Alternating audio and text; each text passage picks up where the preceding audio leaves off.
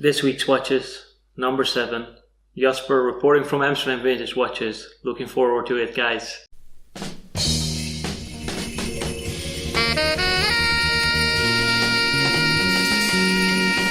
Number 7 already, so I'm gonna stop boring you with the stuff. You have to follow us on Facebook and Instagram, because I know you're already doing that, and probably you've subscribed to our YouTube channel as well, so that's very, very, very nice.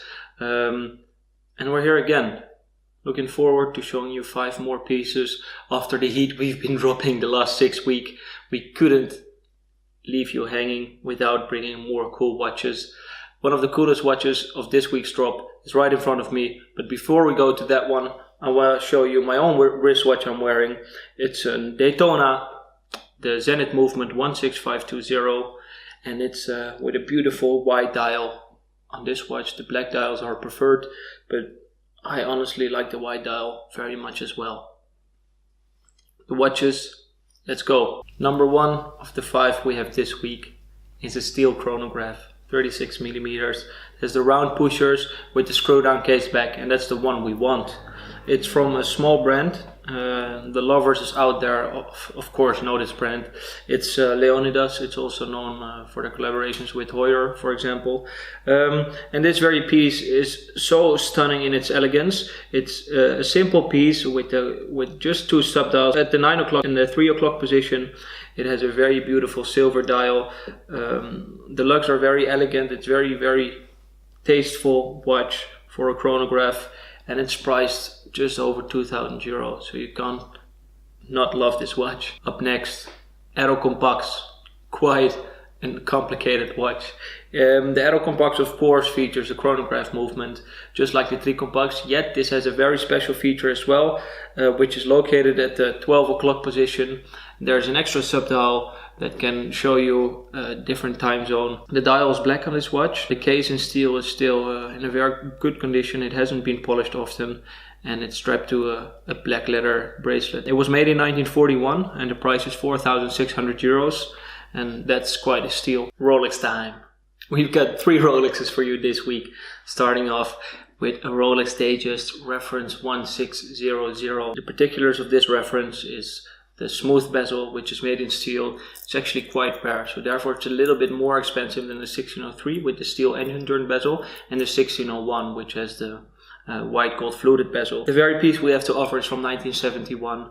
It's preserved in an excellent condition. The dial's pretty much spotless. The date wheel is the original open 6 and 9 date wheel, and it is accompanied by the original bracelet, which is the folded oyster bracelet with the 20mm end links. Those are very rare, and although we often see the Datejust delivered in Jubilee bracelet, on the smooth bezel, it's a great combination with the oyster bracelet. It actually has my preference. I'm a big fan of the Jubilee bracelets, and especially on the Datejust, but the 1600 has to be strapped to an oyster one. So we're happy to offer you this piece for 3,850 euros. Next up, 2 pieces, and I kid you not, these 2 are crazy watches. I hope you're ready. Starting with the date reference 18248, which means that the bark date. Now this is a presidential watch. The bark finish has been also used on the bracelet, which is virtually like new. The watch hasn't been worn ever. You can also see that in the case. The case is still very sharp. The numbers between the lugs are still very, very visible. And not to mention the blue dial. It's set with diamonds. It's a factory set dial. The date disc is in German. And the watch comes with full set box and papers, everything. Watch had only one owner who never wore the watch. This is a watch you have to wear. But the problem with this watch is you might end up with the watch wearing you instead of the other way around. So this is a real watch that can only be worn by serious guys. Ending with the watch I wore last week throughout the week, and I wore it as well in this week's watches, number 6. If you haven't noticed it already, It's the Rolex Submariner, reference 5512, which is much rarer and much cooler in my opinion than the 5513. The big difference between them is the 5512 is a superlative chronometer, officially certified, and this is also displayed on the dial at the 6 o'clock position. So there we can see 4 lines of text instead of the 2 lines of text you see on the 5513. This watch, just like the Datejust, is from 1971. The bezel is still the original bezel, MK3 bezel, turned into a dark grayish color. Beautiful, goes very well with the dial, which is also beautifully matte finish. And strapped to a little bit later oyster bracelet with the solid links. And the watch comes in at a price of 11,800 euros. And that's something to look forward to selling, because I would love to meet the new owner of this watch, as it's such a distinctive piece for the wrist of a crazy collector.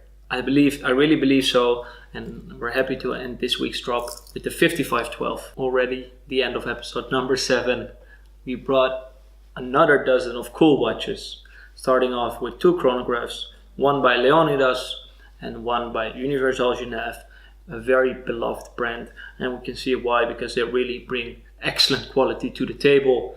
Furthermore, we've got 3 Rolexes, just like every time we would like to bring you Rolex watches. And this time we've managed to bring an excellent selection of watches, starting off with the Rolex Datejust, which is very, very cool on the wrist of anybody. Next up, a very particular piece, which in my opinion is the coolest one of this drop, because it's so uncommon to see the bark finish day-date like new, with everything box and papers, blue dial, diamond set factory. That's some real cool stuff. And as last, the Rolex Submariner 5512, rare piece, 4 lines of text on the dial, beautifully aged, and that's how you end an episode. Looking forward to seeing you guys again next week. This week's watch is number 8. So far so good. If you have any comments, please let us know, and let me know as well what you like the most of this watch. These are all for sale, and I would like to end with my favorite slogan: the best day to buy a vintage watch is today. Cheers guys.